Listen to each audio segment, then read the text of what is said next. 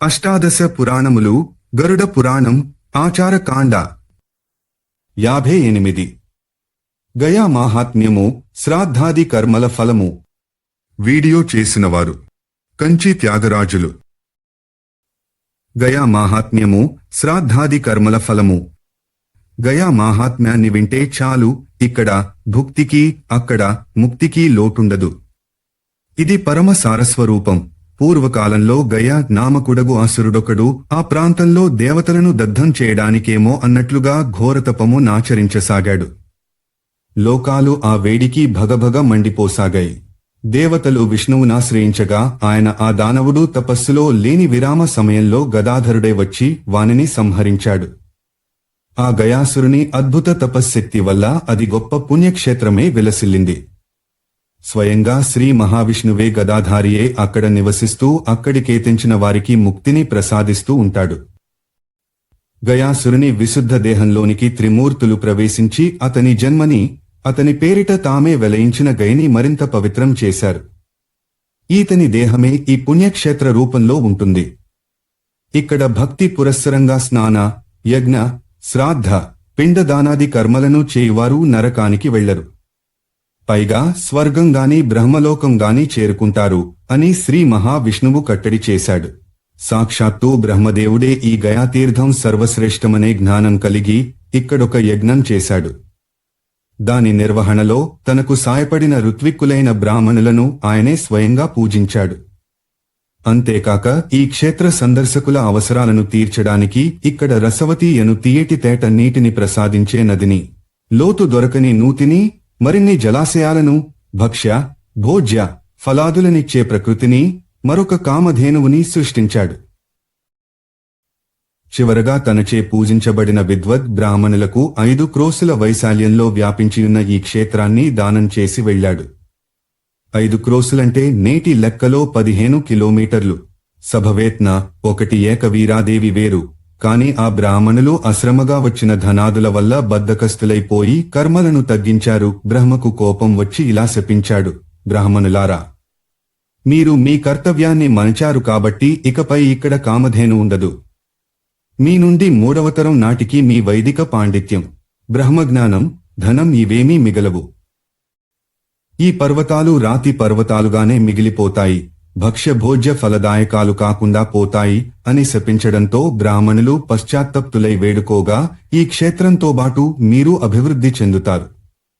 ఇక్కడి కర్మల వల్ల కర్తలకు మీకు కూడా శ్రద్ధాభక్తులు ప్రాతిపదికగా బ్రహ్మలోకం ప్రాప్తిస్తుంది. ఈ క్షేత్రం ముక్తి సాధనమవుతుంది అని దీవించాడు.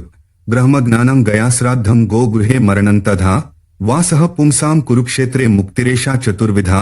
ఆచార 82:25. సముద్రం నుండి చిన్న చలము దాకా అన్ని తీర్థాలు అదృశ్యం రూపంలో వచ్చి ఈ గయాక్షేత్రంలో స్నానం చేసి వెడతాయి. ఇక్కడ శ్రాద్ధకర్మలను ఆచరించే వారికి బ్రహ్మహత్య, సురాపానం, స్వర్ణచౌర్యం, గురుపత్నీగమనం, పాపాత్మ సాంగత్యం వంటి మహాపాతకాలన్నీ నశిస్తాయి. బ్రహ్మహత్య, సురాపానం, స్థేయం గుర్వాంగనాగమః, పాపం తత్సంగజం సర్వం గయాశ్రాద్ధద్వినశ్యతి. ఆచార 82:17. మృత్యువు తరువాతి సంస్కారాలు సమంగా జరుగని వారికి, పాముకాటు వలన మరణించిన వారికి, పశు చోరాదుల ద్వారా బలవన్మరణం చెందిన వారికి సామాన్యంగానైతే ఉత్తమ గతులుండవు.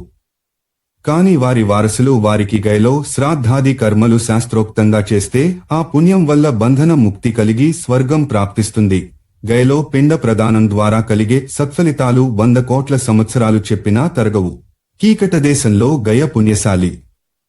అలాగే వనాల్లో రాజగృహం, భూములలో నదీజలాలతో తడిసేని పరమశ్రేష్టాలు. గయకు తూర్పున ముండపృష్ఠ తీర్థమున్నది. అది నలుదిక్కులు విస్తరించియున్నది. దాని విస్తృతి 1.5 కోసులు. ప్రస్తుత భాషలో 4.5 కిలోమీటర్లు. గయాక్షేత్ర పరిమాణం 5 కోసులు, గయాశిరం 1 కోసు పరిమాణంలో ఉన్నాయి. ఇక్కడ పిండ దానం చేసిన వాని పితరులు శాశ్వత తృప్తి నొందుతారు. పంచక్రోశం గయాక్షేత్రం క్రోశమేకం గయాశిరః తత్ర పిండ ప్రదానేన తృప్తిర్భవతి శాశ్వతి. ఆచార 83:3. విష్ణు పర్వతం నుండి ఉత్తరమానసం దాకా గల భాగాన్ని గయాశిరమంటారు. దానినే ఫల్గు తీర్థమని వ్యవహరిస్తారు. ఇక్కడ పిండ ప్రదానం పొందిన పితరులకు పరమగతి ప్రాప్తిస్తుంది. గయకి వచ్చినంతనే వ్యక్తి పితృణముక్తుడవుతాడు. గయాగమన మాత్రేణ పితృణా మనౌనో భవేత్. ఆచార 83:5. ఈ పవిత్ర క్షేత్రంలో సాక్షాన్ మహావిష్ణువే పితృదేవతల రూపంలో విహరిస్తుంటాడు. పుండరీకాక్షుడు జనార్దనుడునైన ఆ భగవన్మూర్తిని దర్శించినంతనే వ్యక్తులు రుణత్రయ, దేవ, భూత, ఋషి విముక్తులవుతారు. గయ సింహద్వారానికి నమస్కరించిన, రుద్రకాళేశ్వర, కేదారనాథులను సందర్శించిన మనిషి భూత, అతిథి రుణ విముక్తుడవుతాడు. అక్కడ పితామహుడైన బ్రహ్మని దర్శిస్తే పాప విముక్తి, ప్రపితామహుని దర్శిస్తే అనామయలోక ప్రాప్తి కలుగుతాయి. అలాగే గదాధరుడైన విష్ణుమూర్తికి ప్రణామం చేస్తే పునర్జన్మ లేకుండా మోక్షమే ప్రాప్తిస్తుంది. అక్కడి మౌనాదిత్య, కనకార్క మహాత్ములను దర్శించి బ్రహ్మను పూజించిన వారికి బ్రహ్మలోకం ప్రాప్తిస్తుంది. మౌనధారణ ఇక్కడి పూజా నియమాలలో నొకటి. ఇక్కడ ప్రాతకాలమే లేచి స్నానాదికములను ముగించి సూర్యునిలో గాయత్రిని దర్శించి విధి విధానాలతో పూర్వసంధ్యను సంపన్నం చేసిన వారికి అన్ని వేదాలను చదివిన పుణ్యం లభిస్తుంది. అలాగే మధ్యాహ్నం సావిత్రిని, సంధ్యను పద్ధతి ప్రకారం ఉపాసించిన వారికి యజ్ఞం చేసిన ఫలం వస్తుంది. సాయంత్రం సూర్యశక్తి సరస్వతిని జపించి దర్శించి సంధ్య వాచిన వారికి ఉత్తమ దానాలిచ్చిన పుణ్యం లభిస్తుంది. దర్శించడమనగా శ్రాద్ధకర్మ చేయుటయే. గయలో ఉన్నొక పర్వతంపై పరమశివుడు వెలసియున్నాడు. ఆయనను దర్శించిన వారికి పితృణ అనే మాట సరికాదు, విముక్తి లభిస్తుంది. అక్కడి ధర్మారణ్యంలో కొలువు తీరిన యమధర్మరాజును దర్శిస్తే అన్ని రుణాలు తీరిపోతాయి. అలాగే గుద్ధేశ్వర మహాదేవుని దర్శించిన వారికి అన్ని బంధనాలు తొలగిపోతాయి. ధేనువనం, గోప్రచార తీర్థం అను పేరుగల మహాతీర్థంలో ధేను దర్శనం చేసిన వారి పితరులకు స్వర్గలోకం ప్రాప్తిస్తుంది. ప్రభాస తీర్థంలో ప్రభాసేశ్వర నామంతో వేంచేసి యున్న పరమశివుని దర్శించిన వారు పరమగతిని పొందగలరు. కోటీశ్వర, అశ్వమేధ తీర్థాలను దర్శించిన వారికి రుణాలన్నీ తీరిపోతాయి. అలాగే స్వర్గద్వారేశ్వర దర్శనం సర్వబంధ విముక్తకం. ఇక్కడి ధర్మారణ్యంలో నున్న గదాలోల తీర్థాన్ని, అక్కడ కౌలు ఉన్న రామేశ్వర స్వామిని దర్శించిన వారికి స్వర్గ ప్రాప్తి ఉంటుంది. ప్రక్కనే కొలువైన బ్రహ్మేశ్వర స్వామిని సేవించిన వారికి బ్రహ్మహత్యాపాతకం నుండి విముక్తి లభిస్తుంది. గయలోనే ముండపృష్ఠ తీర్థంలో వెలసిన మహాచండీ దేవిని దర్శించిన వారి అన్ని వాంఛలు నెరవేరుతాయి. ఫల్గు తీర్థంలో ఫల్గు స్వామి, చండీ, గౌరీ, మంగళ, గోమక, గోపతి, అంగారేశ్వర, సిద్ధేశ్వర, గజస్వామి, గయాదిత్య, మార్కండేయేశ్వర భగవానులు వెలసియున్నారు. వీరి దర్శనం పితృణ భంజకం. అలాగే ఫల్గు తీర్థంలో స్నానం చేసి అక్కడున్న గదాధర స్వామిని దర్శించిన వారు పితరుల రుణం నుండి విడివడతారు. భూమిపైనున్న అన్ని తీర్థాలు, సముద్రాలు, సరోవరాలు ప్రతిదినమూ వచ్చి ఫల్గు తీర్థాన్ని దర్శించి వెడతాయి. మొత్తం భూలోకంలో గయలో గయాశిరం, ఆ శిరంలో ఫల్గు తీర్థం శ్రేష్ఠ భాగాలు. పృథివ్యామ్యాని తీర్థాని ఏ సముద్రాః సరాంసి చ ఫల్గు తీర్థం గమిష్యంతి వారమేకందినే దినేటు పృథివ్యాం చ గయా పుణ్యాగయాయాంచ గయాశిరః. శ్రేష్టం తథా ఫల్గు తీర్థం తన్ముఖంచ సురస్య హి. ఆచార 83:22-23. దీనికుత్తరాన కనకానది పారుతోంది. దాని మధ్య భాగంలోనున్న నాభి తీర్థానికి దగ్గరగా బ్రహ్మ సదస్తీర్ణం నెలకొని ఉంది. అది తనలో భక్తి శ్రద్ధలతో స్నానం చేసిన వారిని బ్రహ్మలోకానికి పంపగలదు. ఆ ప్రాంతంలోనే గల హంస తీర్థ స్నానం సర్వపాప వినాశకరం. కోటి తీర్థం, గయాలోలం, వైతరణి ఇంకా గోమక తీర్థం, ఈ తీర్థాలలో పితరులకు తర్పణాలిచ్చి శ్రాద్ధాలు పెట్టినవాడు తనతో బాటు తన 21 తరాల వారికి బ్రహ్మలోక ప్రాప్తిని కలిగించగలడు. బ్రహ్మతీర్థ, రామతీర్థ, అగ్నితీర్థ, సోమతీర్థ, రామహ్రాదిని తీర్థాలలో శ్రాద్ధం పెట్టిన వాని పితరులు బ్రహ్మలోకానికి వెడతారు. ఉత్తరమానసీ తీర్థంలో శ్రాద్ధ కర్మలు చేసిన వారికి పునర్జన్మ ఉండదు. దక్షిణ మానసీ తీర్థం బ్రహ్మలోక ప్రదాయకం. స్వర్గద్వారా తీర్థమూ అంతే. భీష్మ పర్వతంపై శ్రాద్ధ కర్మలను పొందినవారు నరకాన్ని సులభంగా దాటిపోతారు. గృద్ధేశ్వర తీర్థమునందు పెట్టబడు శ్రాద్ధం పితృణ ముక్తిదం. ధేనుకారణ్యంలో శ్రాద్ధం పెట్టి తిలధేనువును దానం చేసి మరల స్నానమాచరించి అక్కడ వెలసిన ధేనుమూర్తిని దర్శించినవాడు నిస్సందేహంగా తన పితృజనులను బ్రహ్మలోకానికి చేర్చగలడు. ఇంద్ర, వాసవ, రామ, వైష్ణవ, మహానదీ తీర్థాలలో శ్రాద్ధానికి అదే ఫలము. సూర్యోత్పన్న శక్తులైన గాయత్రి, సావిత్రి, సరస్వతుల పేరిట వెలసిన తీర్థాలలో స్నానాలు, తర్పణాలు, శ్రాద్ధకర్మలు, సంధ్యావందనాలు చేసినవాడు తన 101 తరాల పితరులను బ్రహ్మలోకానికి గునిపోగలడు. ఇక్కడి బ్రహ్మ యోని తీర్థం మిక్కిలి ప్రత్యేకత గలది. ప్రశాంత మనస్కులై పితరులనే ఏకాగ్రచిత్తంతో ధ్యానిస్తూ ఈ తీర్థాన్ని నియమానుసారం దాటి పితృగణాలకు, దేవతలకు తర్పణలిచ్చిన వారికి పునర్జన్మ ఉండదు. కాకజంఘా తీర్థంలో తర్పణలందుకున్న పితరులకు అక్షయ తృప్తి కలుగుతుంది. ధర్మారణ్య, మతంగవాపి తీర్థాలలో శ్రాద్ధాలు పెట్టిన మనుష్యునికి స్వర్గలోకం ప్రాప్తిస్తుంది. ధర్మకూప, కూపతీర్థాలలో చేసే కర్మలకు పితృణ విముక్తి కలుగుతుంది. ఇక్కడి శ్రాద్ధాది కృత్యాలను ఈ మంత్రం చదువుతూ చేయాలి. ప్రమాణం దేవతాః సంతు లోక పాలశ్చ సాక్షిణః మయాగత్య మతంగేస్మిన్ పితॄణాం నిష్కృతః కృత ఆచార. 83-36 రామతీర్థంలో స్నానం చేసి ప్రభాస, ప్రేతశిలా తీర్థాలలో శ్రాద్ధకార్యాలు చేసిన వాని పితరులు పరమానందభరితులవుతారు. దీనివల్ల వాని నుండి 21 తరాలు ఉద్ధరింపబడతాయి. అలాగే ముండపృష్ఠాది తీర్థాల్లో కూడా ఈ కార్యక్రమాన్ని గావించిన వారికి బ్రహ్మలోకమునకు తమ పితరులను గునిపోయే శక్తి కలుగుతుంది. గయాక్షేత్రంలో తీర్థం కాని చోటులేదు. అక్షయ ఫలాలు, బ్రహ్మలోక ప్రాప్తి అడుగడుగునా లభింపజేసే పుణ్యస్థాన సముదాయం గయాయాం నహి తత్థానం యత్ర తీర్థం న విద్యతే. పంచక్రోశో గయాక్షేత్రే యత్ర తత్ర తు పిండదః అక్షయం ఫలమాప్నోతి బ్రహ్మలోకం నయేత్ పితॄన్ ఆచార. 83-39 40 స్వపిండాన్ని జనార్దనుని చేతిలో పెడుతూ ఈ క్రింది మంత్రాన్ని పఠించాలి. ఏషపిండో మయా దత్తస్తవ హస్తే జనార్దన పరలోకం గతే మోక్షమక్షయముపతిష్ఠతాం ఆచార. 83-41 గయాక్షేత్రంలో నెలకొని ఉన్న ధర్మపృష్ఠ, బ్రహ్మసర, గయాశీర్ష, అక్షయ వట తీర్థాలలో పితరుల కోసం చేసే కర్మలన్నీ అక్షయ ఫలదాయకాలవుతాయి. ధర్మారణ్య, ధర్మపృష్ఠ, ధేనుకారణ్య తీర్థాలను దర్శించిన వ్యక్తి తన 20 తరాలను ఉద్ధరించగలడు. ఇక్కడి మహానది యొక్క పశ్చిమ భాగాన్ని బ్రహ్మారణ్యమంటారు. దానికి తూర్పులో బ్రహ్మపదం, నాగాద్రి పర్వతం, భరతాశ్రమం ఉన్నాయి. భరతాశ్రమంలోనూ మతంగ పర్వతం పైన పితృకర్మలను చేయాలి. గయాశీర్ష తీర్థానికి దక్షిణంలోనూ మహానదీ తీర్థానికి పశ్చిమంగానూ చంపక వనమొకటుంది.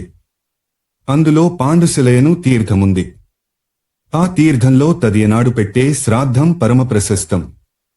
ఆ తీర్థానికి దగ్గర్లో నిశ్చిరా మండల, మహాహ్రద, కౌశికీ ఆశ్రమాలున్నాయి. ఈ పవిత్ర తీర్థాల్లో చేయబడు శ్రాద్ధకర్మలు అక్షయ ఫలితాలనిస్తాయి. వైతరణి నదికి ఉత్తరంలో తృతీయ అను పేరుగల జలాశయమొకటుంది. అక్కడే క్రోంచ పక్షులు నివసిస్తాయి. ఇక్కడ శ్రాద్ధం పెట్టేవానికి పితరులకు స్వర్గం లభిస్తుంది. క్రోంచపద తీర్థానికి ఉత్తరంలో నిశ్చిరా నామంతో ప్రసిద్ధమైన జలాశయముంది. అక్కడికి వెళ్లి పిండ ప్రదానం ఒక్కమారు చేసిన వానికి జీవితంలో ఒక దుర్లభమైనదేదీ ఇక ఉండదు. ఇక నిత్య నివాసం చేస్తూ అక్కడే ఉండే వారెంత పుణ్యశాలులో కదా. మహానది నీటిని స్పృశిస్తూ పితృదేవతలకి తర్పణాలిచ్చిన వానికి అక్షయలోకాల ప్రాప్తి కలుగుతుంది. కుటుంబము ఉద్ధరింపబడుతుంది. ఇక సావిత్రి తీర్థంలో ఒకమారు సంధ్యావందనం చేసిన వానికి 12 ఏళ్లు సంధ్యవార్చిన పుణ్యం దక్కుతుంది. 1 మాసం అనగా 2 పక్షాలు పూర్తిగా గయలో నివసించి పితృకార్యాలను సంపన్నం చేయువాడు తప్పక తనతో బాటు 7 తరాల వారినుద్ధరించగలడు. ఇక్కడి ముండపృష్ఠ, అరవింద పర్వత, క్రోంచపాద తీర్థాలను సేవించిన వారి పాపాలన్నీ నశిస్తాయి. గ్రహణాలలోనూ మకర సంక్రాంతి నాడు గయలో ఉండి పిండ ప్రదానం చేస్తే వచ్చే ఫలితం ఎంత గొప్పదంటే దానిని 3 లోకాల్లోనూ ఎవరూ ఎప్పుడూ పొంది ఉండరు. అది అతి దుర్లభం. మహాహ్రదం, కౌశికీ తీర్థం, మూలక్షేత్రం, గృధ్రకూట పర్వత గుహ, ఈ 4 చోట్ల శ్రాద్ధ కర్మ చేసిన వారికి మహాఫలాలబ్బుతాయి. గయలోని మాహేశ్వరిలో మహేశ్వరుడైన శివుని యొక్క జటాజూటము నుండి బయలుదేరిన గంగ యొక్క ధార వచ్చి ప్రవహిస్తుంటుంది. ఆ పరమ పవిత్ర మాహేశ్వరీ ధార ప్రవహించే తీర్థంలో పితృకర్మ చేసిన వారు రుణ విముక్తులవుతారు. విశాల గూర్చి తదుపరి అధ్యాయంలో ఉంటుంది. గయ వెళ్లి తమకి పిండం పెడతాడనే ఆశయే మానవులను పుత్ర సంతానం కోసం అవసరమైతే యజ్ఞాలైనా చేసి ప్రయత్నించేలా చేస్తుంది.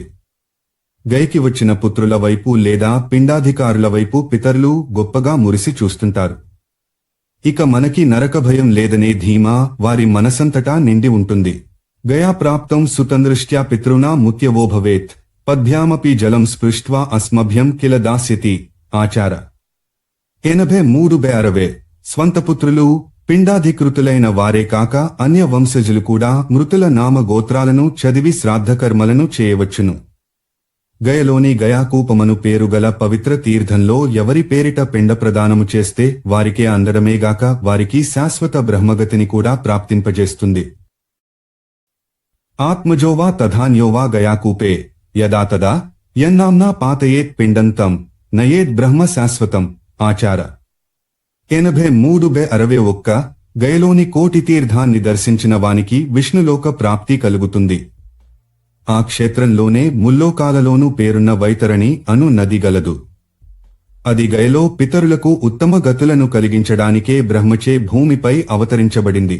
శ్రద్ధగా పిండ ప్రదానాన్ని గోదానాన్ని ఇక్కడ చేసినవారు తమతో సహా తమ 21 తరాలను ఉద్ధరించగలరు.